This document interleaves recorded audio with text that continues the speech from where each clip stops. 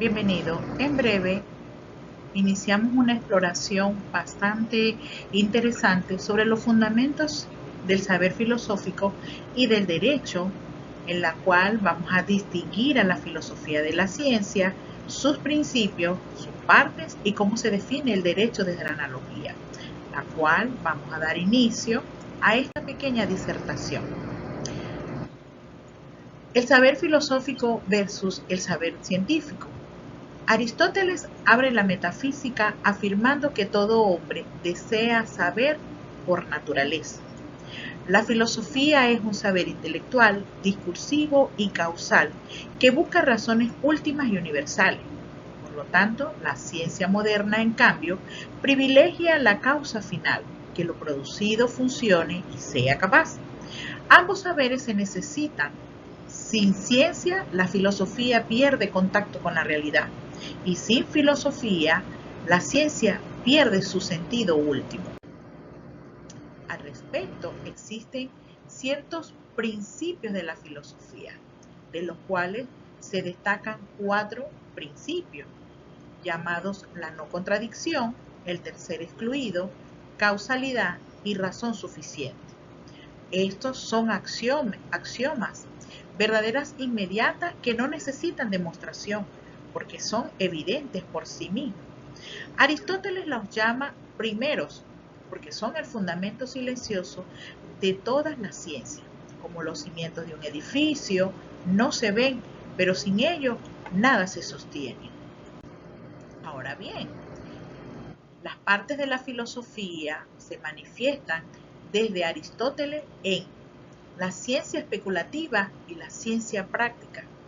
La especulativa contempla la verdad por sí misma y tiene 3 grandes grados de atracción: la física, la metafísica y la matemática. Por otro lado, la práctica ordena el conocimiento a la acción.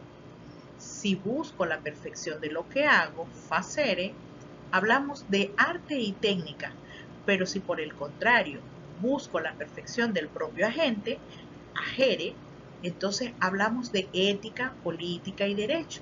Y aquí nace el puente hacia el derecho. ¿Cuál sería la naturaleza del derecho? Ese concepto que muchas veces es difícil de definir. Definir el derecho es una tarea célebremente difícil. Incluso Kant reconocía que los juristas seguían buscando su definición. Atienza y López Calera señalan 4 causas. El derecho es un fenómeno histórico y cambiante. Es enormemente complejo y tiene un carácter práctico y valorativo. Y no admite una definición esencialmente clásica, por lo que su definición combina lo descriptivo, lo operacional y lo prescriptivo. Ciertamente, en latín, el iuris era el término técnico original y significaba aquello que se puede hacer sin dañar a otros. De ahí derivan el justum iudici iude con el corpus iuris civilis de Justiniano. El derecho pasa a identificarse con la lex, la ley escrita. Y finalmente, el directum consolida el sentido normativo moderno, pero rompiendo el vínculo entre norma y justicia. Ya no se pregunta si la norma es justa, sino simplemente cuál es su origen. El fundamento del derecho está en la propia naturaleza social del hombre. Somos seres que coexisten o somos seres que coexistimos y necesitan justicia, no solo amistad para convivir. No hay una única definición del derecho, depende de la escuela. Por ejemplo, Kelsen lo reduce a una norma positiva. Del Vecchio y Villoro defienden una raíz ius naturalista, pero finalmente sus clásicos son 3: el bien común, la justicia, entendida como igualdad proporcional, y la seguridad jurídica. Ahora bien, si observamos el derecho definido desde la analogía entre univocidad y equivocidad permiten atribuir un mismo término a realidades distintas pero relacionadas.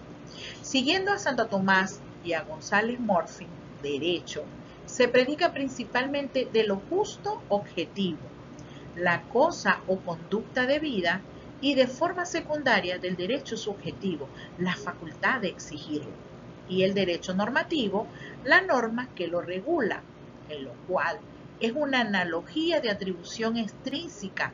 La norma y la facultad son derechos por su relación con lo justo, objetivo, mas no en sí misma. Una vez socializado, de cierta manera, esta pequeña presentación de los fundamentos del derecho, vamos a repasar para un cierre de las ideas clave que se expresaron en este discurso. Primero, la filosofía y ciencia son saberes complementarios y no son excluyentes. En segundo lugar, los 4 primeros principios son la base silenciosa de todo conocimiento. Tercero, el derecho nace de la filosofía, práctica orientada al obrar humano. Cuarto, no existe una definición universal de derecho, sino múltiples enfoques legítimos.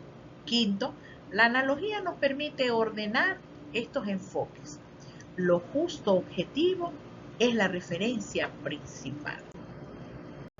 Para cerrar, la filosofía y el derecho no son saberes aislados, sino 2 expresiones de una misma búsqueda humana de sentido y de justicia.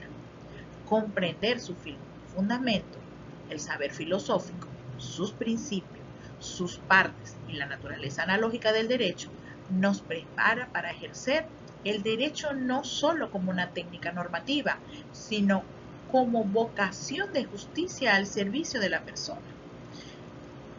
En este momento damos por concluida esta pequeña disertación bastante interesante sobre la filosofía del derecho. Muchas gracias.